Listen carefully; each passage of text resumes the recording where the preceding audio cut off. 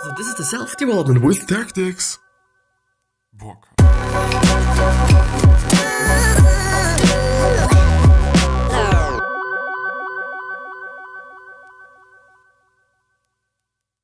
So today we once again gonna go through the like switch by Schafer and another person, and unfortunately they weren't actually, or this other person wasn't actually talked about in this little title thing there above and whatnot. So yeah, anyway, it is two people that have written this book. This is what I want to point out. So, and we're gonna go ahead with chapter 3, the golden rule of friendship. And I really am looking forward to going through that, because I believe that being able to, let people like you and being able to be a social person and being able to make friends relatively easily, I think is a very good skill, and it's a very amazing skill. And yeah, we will see. And I think it is also a pretty handy skill. I mean, it is something that we all can use. It is something that we all can, quote unquote, take advantage of and stuff like that. But yeah, I think it is cool. I think it is amazing, and I am really looking forward to it.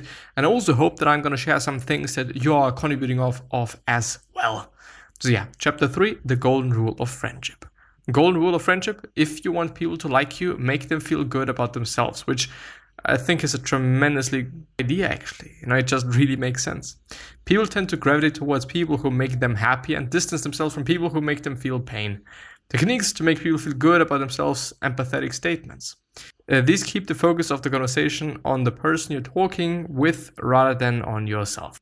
Which, by the way, is something that I in general like to do. Like, I in general enjoy letting people talk, especially also because, of course, sometimes I feel like, I would like to say something and whatnot, but I don't know. I know my stuff. I know what I have to talk about. I know what I could be talking about, and so many different things. But yeah, so why should I talk? What's the point in me talking when I know what's going on already and stuff like that? So it is amazing to just hear other people's stories and hear other people's thoughts and how they are dealing with things and what experiences they have made and how they have, as I said, dealt with those experiences and those good and bad things and what they have all experienced. There's a lot of amazing stuff that people are talking about or could be talking about. Remember that I've forgotten about taking a shower in my plan today. But yeah, anyway. These keep the focus. A great way to start an empathetic statement is with "so you." Definite line separates flattery from confidence. The purpose of compliments is to praise others and acknowledge their accomplishments. You can use third-party compliments to compliment the person and take credit for it, making him feel good even if you didn't say it. Which I think is amazing. Cashing in on third-party compliments in the workplace is very effective. Words cannot change reality, but words can change how someone perceives reality. Words create filters through which people see the world around them. And it is just something that I in general like to do. The only problem is that I kind of tend to overdo it with compliments and being like, wow, I do have a big problem with complimenting somebody's looks, since I believe that it is something that's very cliche, especially when it is about a woman or a girl. And I tend to not like that. But I very recently, actually it's been yesterday, I think, been in a position, or today, I think it's been today, again. But I've been in a position of feeling the need of actually doing that. Of actually saying like, wow, you actually look pretty good because I thought about it. And I've been thinking about it for just quite some time. And I know that it lets people feel good, but it obviously comes up to who you are, how you're perceived by this other person, and how, I think, often and how you're saying it. Because if you're just doing it too often, as I tend to do it, actually, even though I just mean it in a very friendly way, I just mean it in the way I'm saying it. If I feel just that you're looking good and that I like something that you're wearing, then it is actually the case. It's not like that I have some thoughts and whatnot. I don't know. The first thing that I think about, wow, okay, actually looks cool. Then I think, well, I could actually say it to you. I could actually just tell it to this person and say it to this person, because it's probably going to make this person feel good. On the other hand, I then also feel like, well, they're gonna like me more, of course. Kind of. There's always something like that, and I do not even want to neglect to say that. I do not even want to neglect this facet. But yeah, so in general, I also believe that words can really change how people see reality and how people feel and all sorts of things. But just saying. The primacy effect is sending a message that will predispose somebody to see someone else in a way that you want them to be perceived. Be careful, because the primacy effect can cut both ways and influence your own thinking and also beliefs. The Ben Franklin effect: asking someone for a favor will make them like you more. Asking someone for a favor. Well, it is actually something that's actually very interesting. Could you please do this for me? Could you just... Well, yeah, anyway. When you employ the golden rule of friendship, it encourages reciprocity. I just love this book so much. Just only because, the main reason is actually that I know that I can, and I'm already having it in my hands, some ways on how I could actually use those techniques and those things. Not necessarily to just make my life better, I guess, but I think it is also making other people's life better.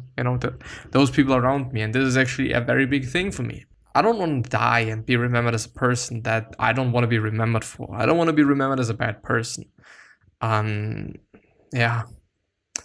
If I'm on the right track, I don't know. I can't tell. In some people's minds, probably I am. In some other people's minds, probably not really. So yeah. Chapter 4: The Laws of Attraction. The law of similarity and common ground. People are attracted to other people who share their interests. Look for potential commonalities when you see people. Vicarious experiences, living out an experience or lifestyle through another person, which is something that's actually pretty amazing. This attribution, being at the right place at the right time. When they feel good because of a place or experience, they tend to attribute that feeling to the person they were with. You can use misattribution by organizing a fun activity with someone or people to get them to like you. Use misattribution by being in close proximity with someone after a workout when endorphins are released or after frightening experiences. Well, I don't know how easy this is to just be used, but it's interesting. The law of curiosity. Curiosity can be used as a book to increase intensity and pique a person's interest in you. The principle of reciprocity. Once a person discovers another person likes them, they find that person more attractive. The law of self-disclosure, which, by the way, I do want to quickly talk about the principle of reciprocity, and I want to repeat it once again. Once a person discovers another person likes them, they find that person more attractive. And I do kind of want to point out that, yeah, it is somehow the case. I don't know why. Maybe this is just our animal brain being like, wow, there is an opportunity for us to reproduce, so why just don't take it? And stuff like that. So I do actually have a pretty good feeling that it is going into such a direction. I don't really want to say that I'm just really sure about that or something, but yeah, it could be. It definitely could be. Let's see. The law of self-disclosure. Individuals who disclose more personal information with others are more likely to do the same. Disclose. Reveal. So individuals who reveal more personal information with others or to others are more likely to do the same. And yeah, the funny thing is that I've experienced it today actually. I've been talking to a guy that I've recently met, or yeah, quite. Do you say met? Well, I'm actually not sure. But the thing is, I don't know. Like, I was very interested in his story and stuff, and so it got actually quite personal. I liked it, but I also tend to, or try to be, and also think about the consequences there. But I try to be very, very, very. How do you actually say it? So I keep a close eye on that. I do not really want to overdo it because I know that these are sensitive things, especially when it is about something that's very personal and stuff like that. So I really try to not overdo it, and I always try to over communicate that it is fine for me if this person just does not really want to talk about that, just because it is. It's not like, I don't know, just really because it is. I'm just interested, but I don't want anybody to feel bad, and I don't want anybody to kind of And this is something that I'm actually feared of, to just remember things and re-experience things, actually, which I think can be the case, and I really do not want to have that. Law of personal attractiveness. Attractiveness is not absolute. You can become more or less attractive with effort. Yeah. The law of humor. Individuals who use humor in social encounters are perceived as more likable. Laughing also releases endorphins and also signifies if the person likes someone by how much they laugh at their jokes. The law of familiarity.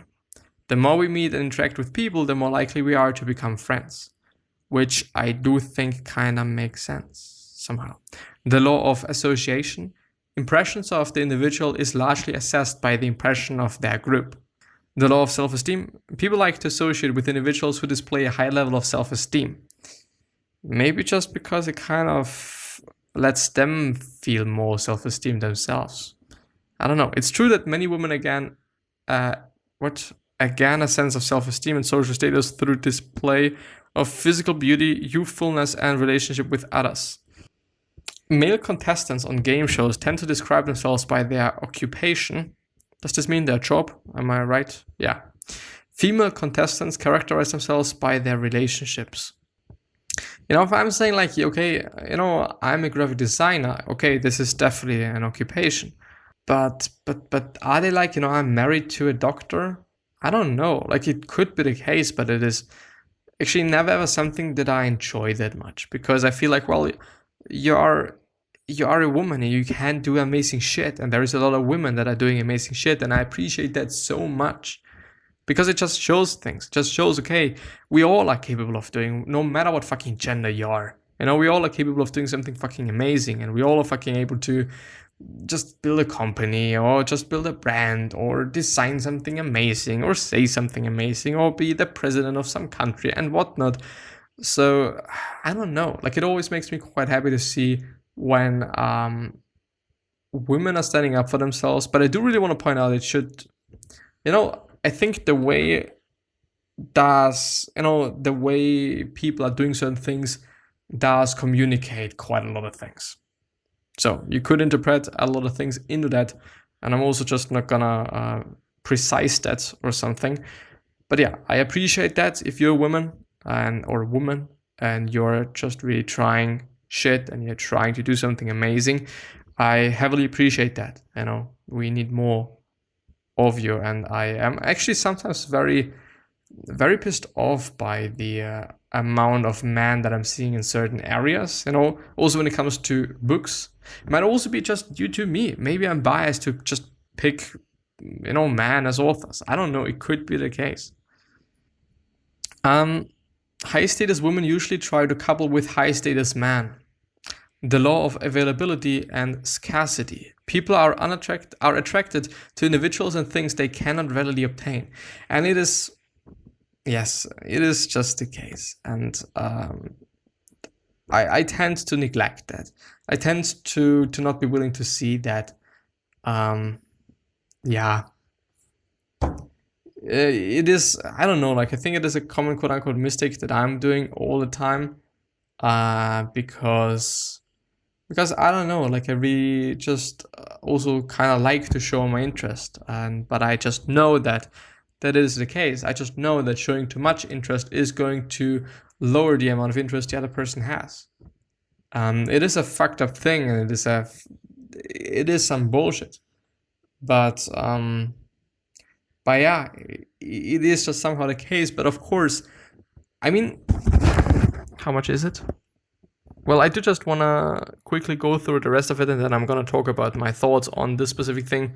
So yeah, a certain level of unavailability will make you more of a mystery and a challenge. Increased restraint, increased drive. Increased restraint, increased drive. The law of personality. Extroverts versus introverts.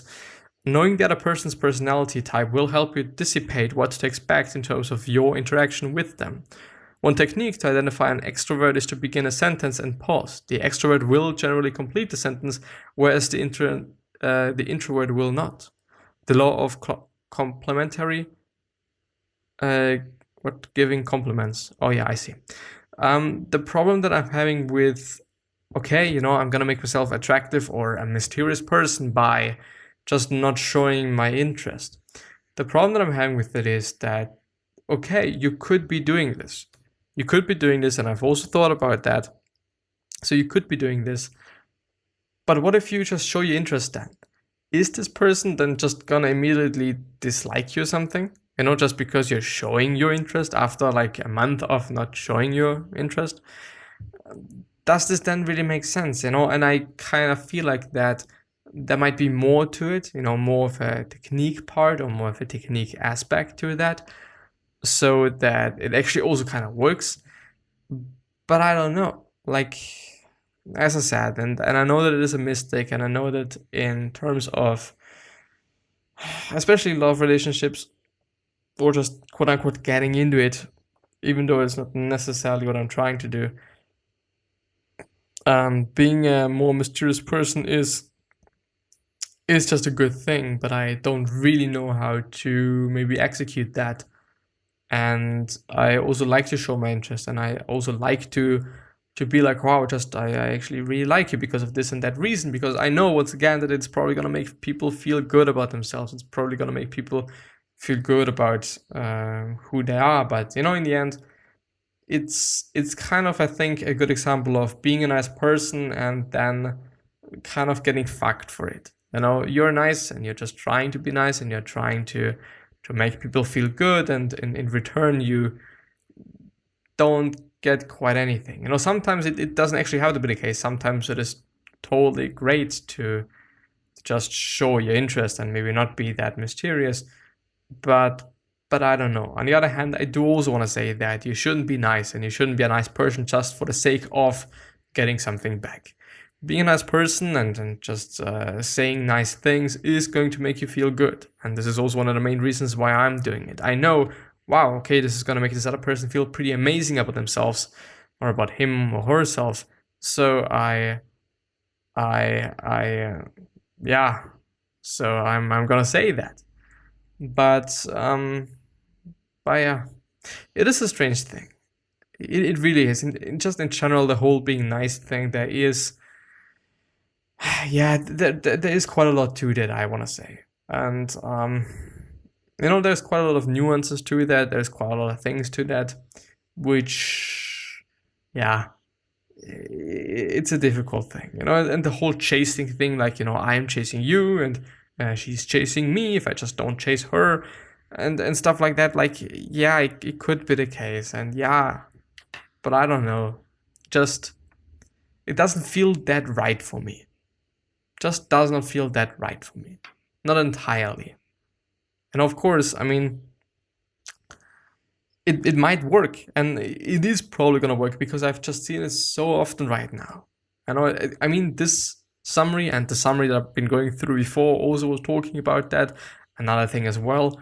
So in general, showing interest is kind of at least not all the time. Maybe I'm just also overdoing it. This could also be the case. Maybe I'm just, I don't know. I am probably overdoing it. Let's put it like that. It is a strange thing. It really is. It really is a strange thing. But what I want to point out and what I want to say, and this is going to be my last words, I want people to feel good.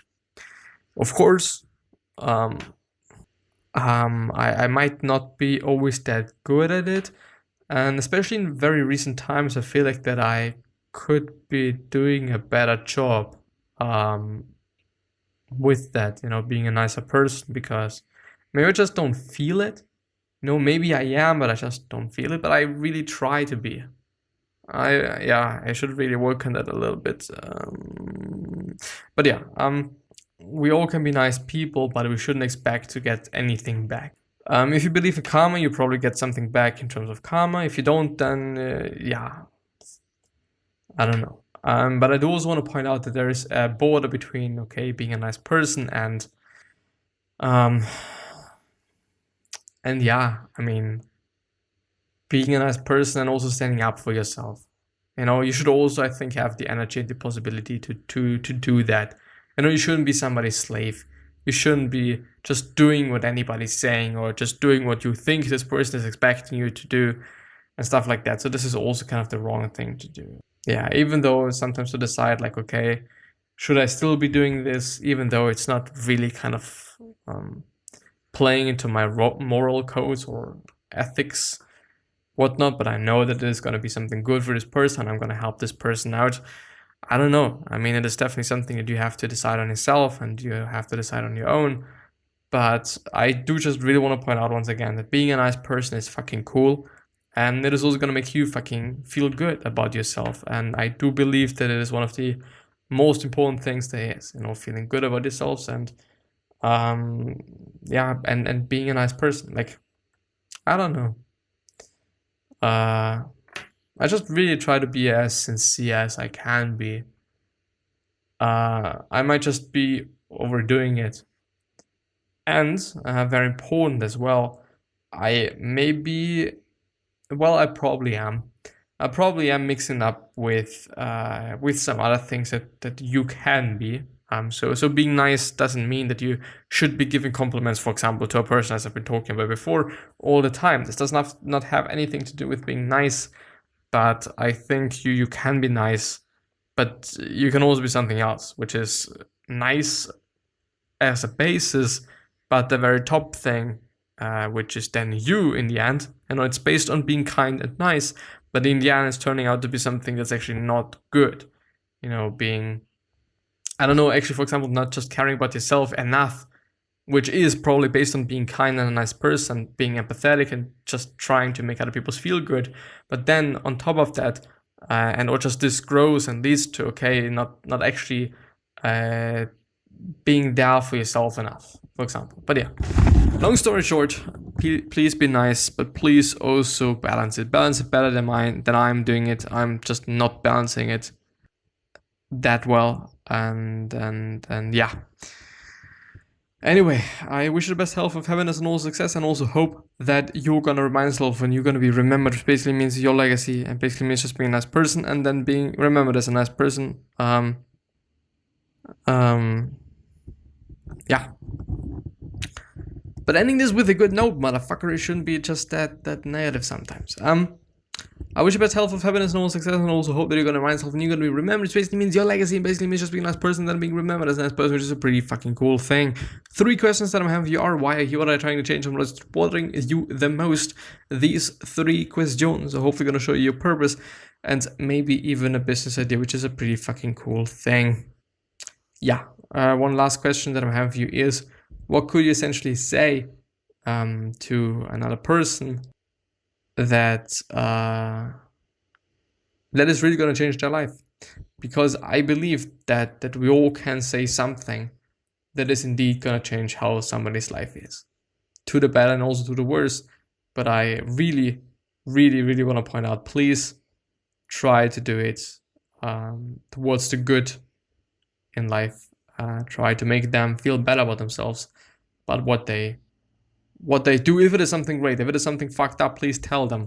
It's not about lying there. It's not about just kind of making reality better and just not that bad as it is. And you know what I mean. Just be honest. Honesty is also a very big thing in my life.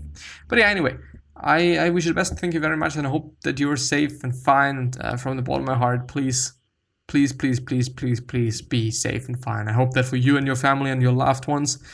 I hope you all are fine. But yeah, with that being said, bye-bye.